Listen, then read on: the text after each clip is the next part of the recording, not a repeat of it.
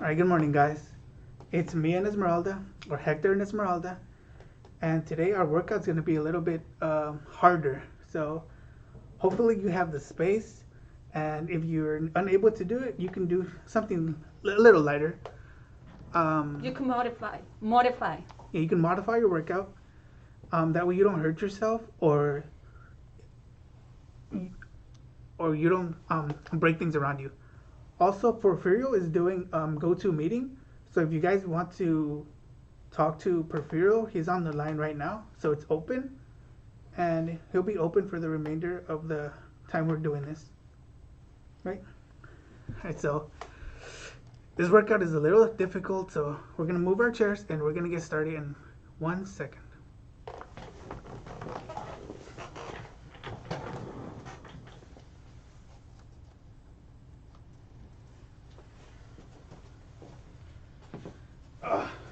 Let me stretch though, because this one's gonna be hard. So I gotta stretch.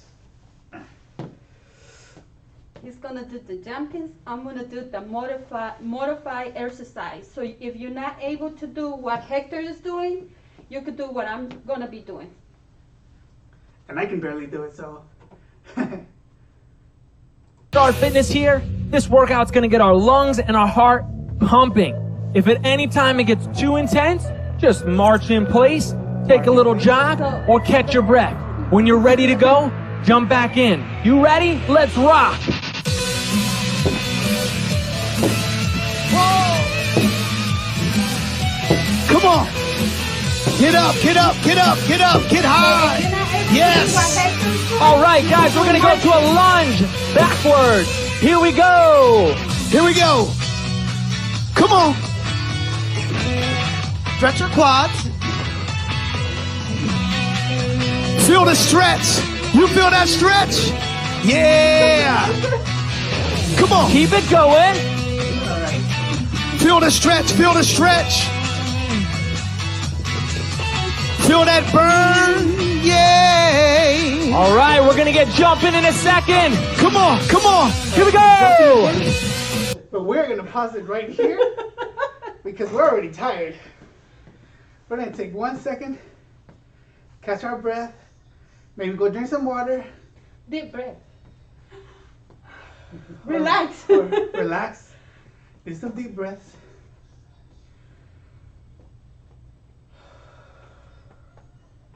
You just move a little bit so you don't get the Yeah. cramps. Keep moving though. Don't stop moving because then your body's gonna think you're resting, and it's gonna be harder to move your momentum again. You ready? I'm ready. All right, here we go again.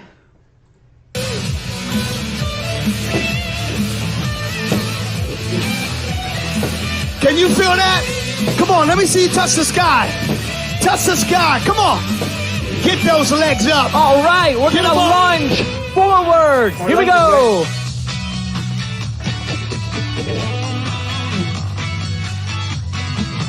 Feel the burn. Feel the burn. Yeah. Keep it going. You got this. It's all about the stretch. Let's All right, go. guys, one more time for those jumps. All right, one more time. 1, 2, 3, let's go. Come on. Get up. Come on, you got this. Come on, touch the sky. Touch the sky. You got this. Come on. Almost there. Yeah. Yeah. Great job, guys. Your heart rates are up now, and you should have a nice blast of energy to get you through the rest of your day. Let's take a couple breaths to cool down.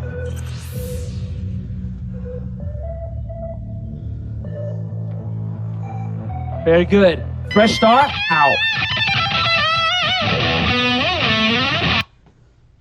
And we're gonna stop it right here, just so we can all get some exercise. Some water. Some water. I am that tired. He's tired. This was a difficult workout yesterday too. So let's have a cup of water and then we'll be back, okay?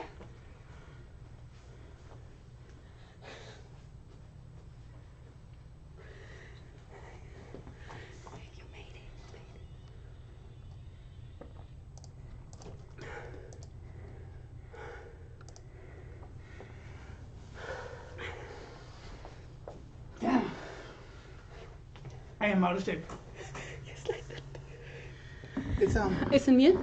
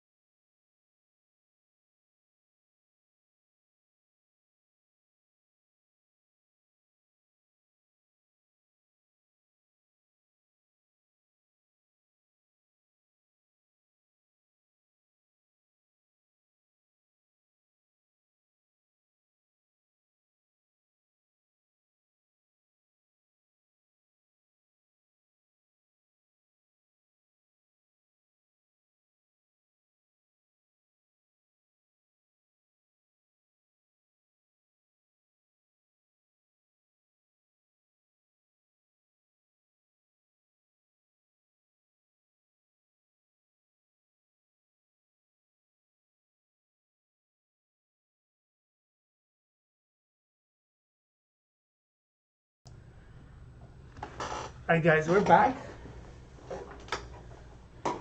And we're gonna continue the next segment of this video.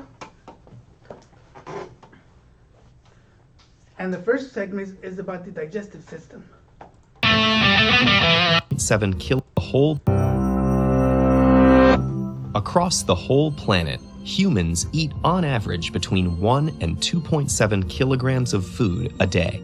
That's over 365 kilograms a year per person, and more than 28,800 kilograms over the course of a lifetime. And every last scrap makes its way through the digestive system. Comprised of 10 organs, covering 9 meters, and containing over 20 specialized cell types, this is one of the most diverse and complicated systems in the human body. Its parts continuously work in unison to fulfill a singular task, transforming the raw materials of your food into the nutrients and energy that keep you alive. Spanning the entire length of your torso, the digestive system has 4 main components. First, there's the gastrointestinal tract, a twisting channel that transports your food and has an internal surface area of between 30 and 40 square meters, enough to cover half a badminton court. Second, there's the pancreas, gallbladder, and liver, a trio of organs that break down food using an array of special juices. Third, the body's enzymes, hormones, nerves, and blood all work together to break down food, modulate the digestive process, and deliver its final products. Finally, there's the mesentery, a large stretch of tissue that supports and positions all your digestive organs in the abdomen, enabling them to do their jobs. The digestive process begins before food even hits your tongue. Anticipating a tasty morsel, glands in your mouth start to pump out saliva. We produce about 1.5 liters of this liquid each day. Once inside your mouth, chewing combines with the sloshing saliva to turn food into a moist lump called the bolus. Alright guys, I'm gonna pause it right here because I have something to say about chewing.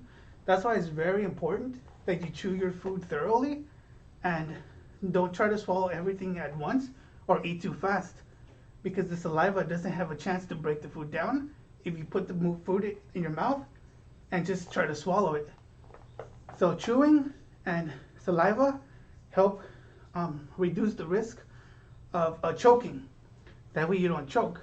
So next time you put food in your mouth, make sure you chew it thoroughly and let the saliva break it down. And make sure that when you're eating, you're not jumping or laughing, because that could be another cause that you guys could choke. Yep. Enzymes present in the saliva break down any starch. Then your food finds itself at the rim of a 25 centimeter long tube called the esophagus, down which it must plunge to reach the stomach. Nerves in the surrounding esophageal tissue sense the bolus's presence and trigger peristalsis, a series of defined muscular contractions. That propels the food into the stomach, where it's left at the mercy of the muscular stomach walls, which pound the bolus, breaking it into chunks. Hormones secreted by cells in the lining trigger the release of acids and enzyme-rich juices from the stomach wall that start to dissolve the food and break down its proteins.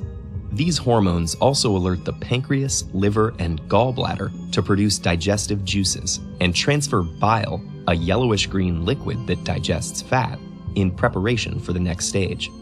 After 3 hours inside the stomach, the once shapely bolus is now a frothy liquid called chyme, and it's ready to move into the small intestine. The liver sends bile to the gallbladder, which secretes it into the first portion of the small intestine, called the duodenum. Here, it dissolves the fats floating in the slurry of chyme so they can be easily digested by the pancreatic and intestinal juices that have leached onto the scene. These enzyme-rich juices break the fat molecules down into fatty acids and glycerol for easier absorption into the body. The enzymes also carry out the final deconstruction of proteins into amino acids and carbohydrates into glucose. This happens in the small intestine's lower regions, the jejunum and ileum, which are coated in millions of tiny projections called villi. These create a huge surface area to maximize molecule absorption and transference into the bloodstream. The blood takes them on the final leg of their journey to feed the body's organs and tissues. But it's not over quite yet. Leftover fiber, water, and dead cells sloughed off during digestion make it into the large intestine, also known as the colon. The body drains out most of the remaining fluid through the intestinal wall. What's left is a soft mass called stool. The colon squeezes this byproduct into a pouch called the rectum, where nerves sense it expanding and tell the body when it's time to expel the waste. The byproducts of digestion exit through the anus, and the food's long journey, typically lasting between 30 and 40 hours, is finally complete. Ted Ed is a You have anything to say about that? Go ahead.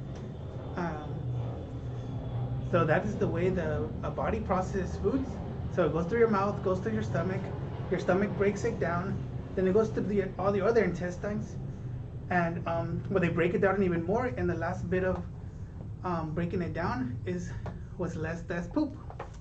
That's what that is. And if you don't poop every day, Yeah. that's not healthy. And it takes Let's drink between more water. That 20 helps. and 40 hours for everything to happen. nonprofit. If you value our work, please consider.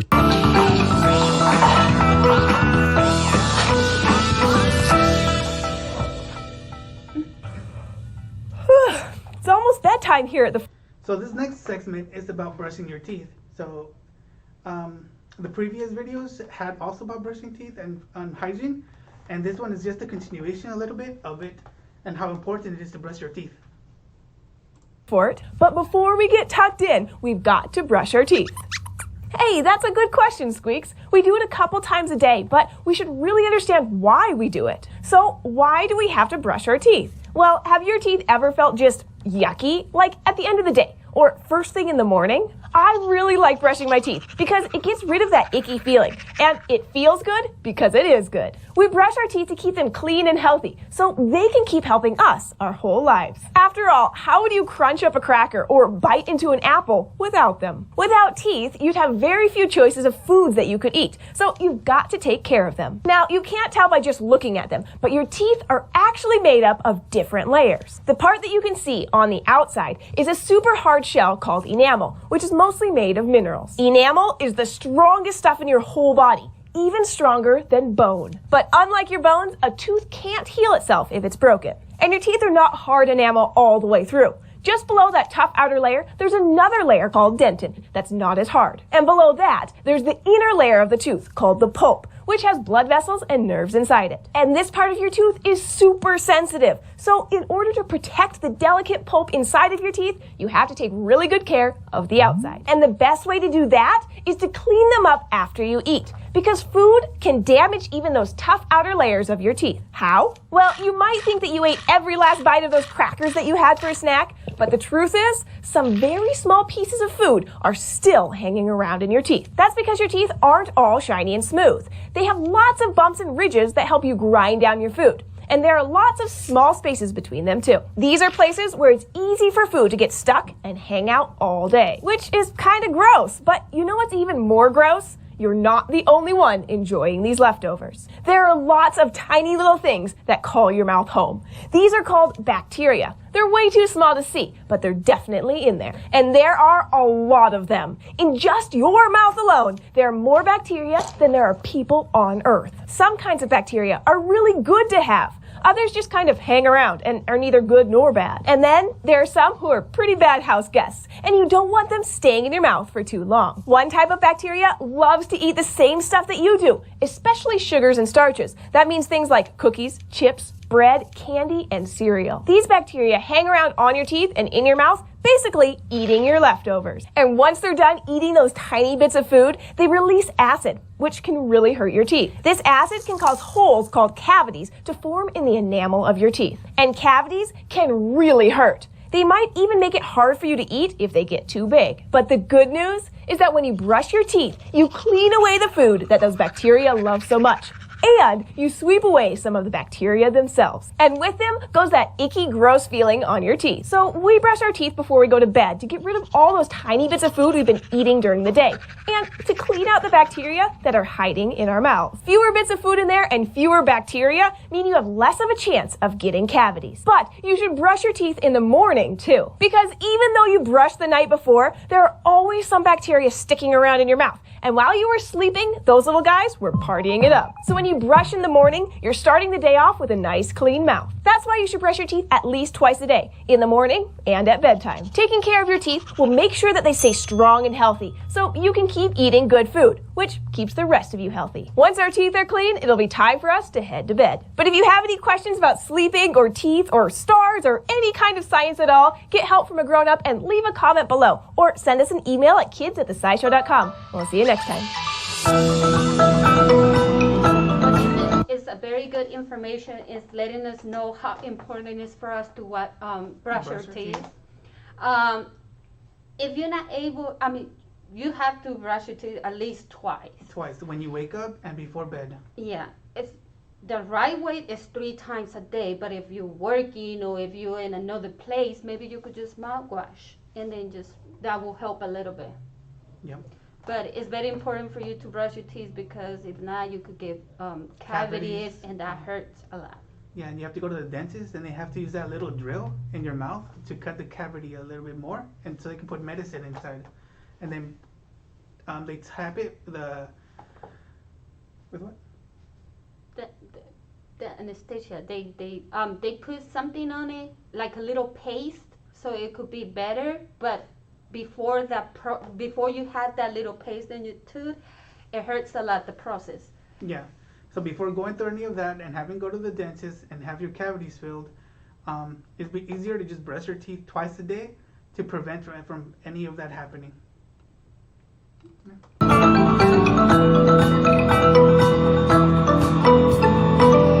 Able to take on. These next 2 segments are about employment training, and it's continuing off from the Monday video, Monday, Tuesday, Wednesday, and every video has 2 segments. So this is the segment 7th and 8th, and the last 2. The first segment is about learning. Wanting to understand new things and being able to pick them up quickly. It's also about being able to take on new tasks and adapt when the way things are done in the workplace change. Some of the key elements of good learning skills are being enthusiastic about learning new skills, being willing to learn on and off the job, being prepared to invest your time in learning new skills.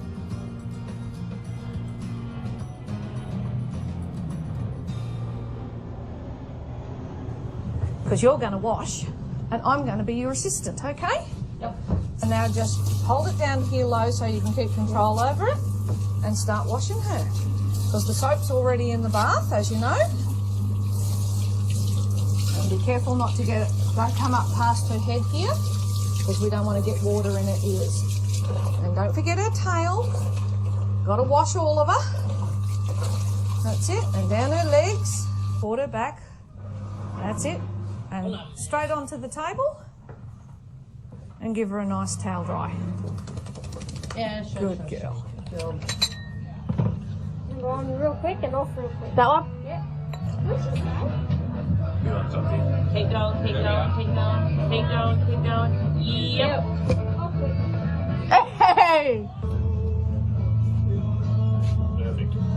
Ah! Thank God, Genesis.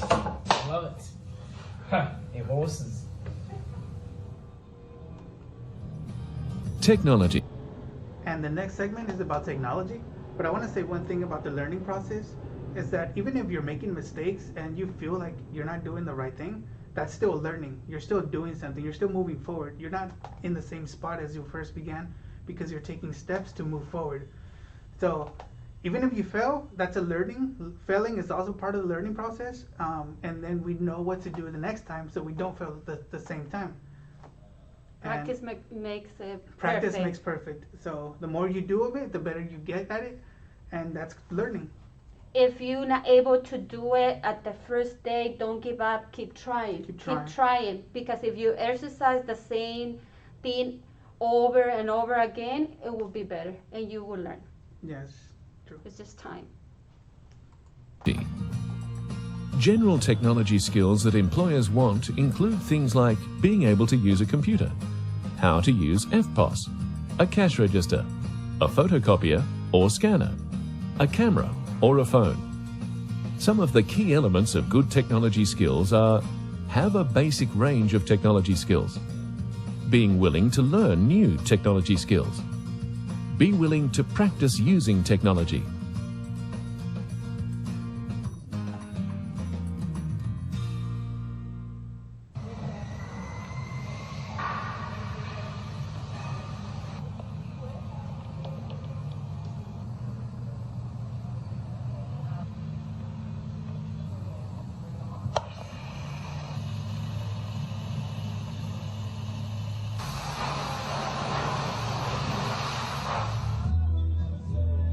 And then top nice out, DNS.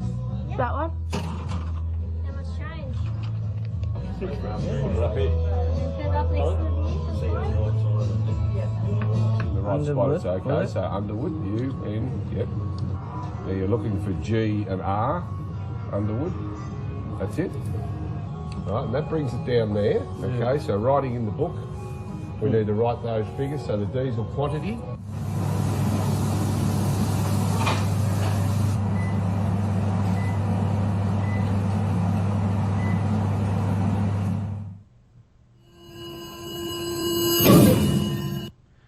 So that last segment was about different technologies you can use to better do your job. So for one, you can use the computers to do a lot of the learning that you can do is now online. So if you know how to use a computer or if you know how to type, that's one of the things that you require to for these new jobs that are coming out, where a lot of it is online now. And like for us, even Esmeralda is now learning how to do all of this. Yeah, because I know only the basics. I didn't know how to do YouTube Live and everything, and he's helping me to learn how to do that, and that's because I want to learn. Yes, learning, because she used step 7, learning. I'm also using step 7 because it's just something new for all of us. We all had to figure this out, and Esmeralda's doing a very good job, and she managed to do them the last 2 times by herself, and that's very good. That's learning. We may have some technical difficulties here and there, but we're also learning, and we're implementing new technology. So tomorrow I'm gonna be doing this by myself from my home. So you'll be seeing me at home, and we're gonna see how that goes. And we're both going to try to implement, both of us being from home, from different houses, and doing this with you guys. So we're still learning, we're still trying new technology, and the next segment is about numbers. So it's about rounding.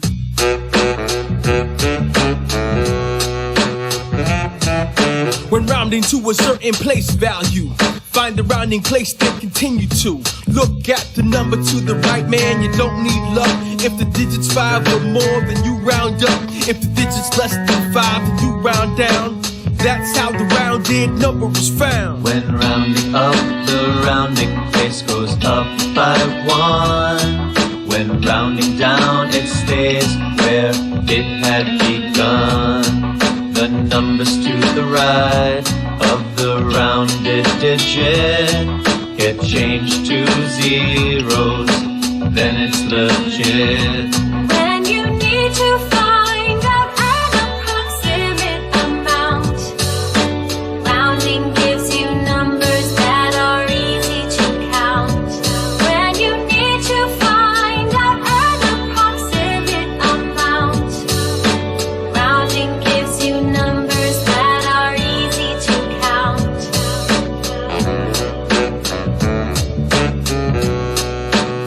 But when rounding to a certain place value, find the rounding place, then continue to look at the number to the right, man. You don't need luck. If the digits 5 or more, then you round up. If the digits less than 5, then you round down. That's how the rounded number is found. When rounding up, the rounding place goes up by 1. When rounding down, it stays where it had begun. The numbers to the right of the rounded digit get changed to zeros, then it's legit. When you need to find out an approximate amount, rounding gives you numbers that are easy to count.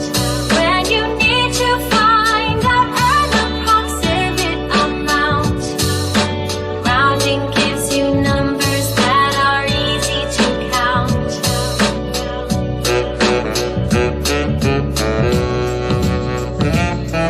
Here's a trick to use to help you choose where the digit to the right tells you to move. Draw 0 to 10 on a hill with 5 on top. A car drives until it comes to a stop. If it's 5 or more, it moves forwards. If it's 1 through 4, it moves backwards. Forward rounds up, backward rounds down. Just a little trick to help you round. When you need to find out an approximate amount, rounding gives you numbers that are easy to count.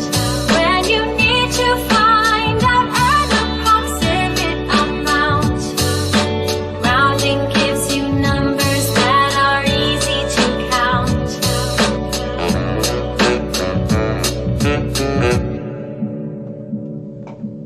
That was really helpful. And it might take a little bit for you to learn it, but like I said yesterday, you have the YouTube videos and the YouTube channel, and you could look at it whenever you want. Yeah. And a lot of the rounding is used when you're buying something. For example, let's say you go to the store and you buy something, you're looking for something and it costs $3.96. You're not going to give them the $3 and then 96 cents in change, because that'll be too difficult and it'll take up too much time. So you just round the 96 up to the 0, making it a full 100. So now you give them $4 total, and they'll give you change back. And that's mostly what a lot of the rounding is used for, to round up when pricing things. That way it's easier for you to hand them the money. Mm-hmm. It's very helpful. And that's the last thing. And this is the last part. That was the last part of this video. Tomorrow I will be live at 11:30 from my house in my room. So you guys are going to see me doing the same exercises from home. And starting Monday, we're going to be doing YouTube live at 10. At 10 o'clock, it will be 10 more. a.m. It will be better for us to do that video in the morning. It's more convenient. It's also more. It's better to do the exercise in the morning, a little bit more earlier. Yes. Because you have a lot more energy to do it. So see you guys. Well, I'll see you guys tomorrow. I'll see you guys on Monday, and he will see you guys tomorrow. And thank you guys for joining us, and enjoy the rest of your day. Take care. Take care.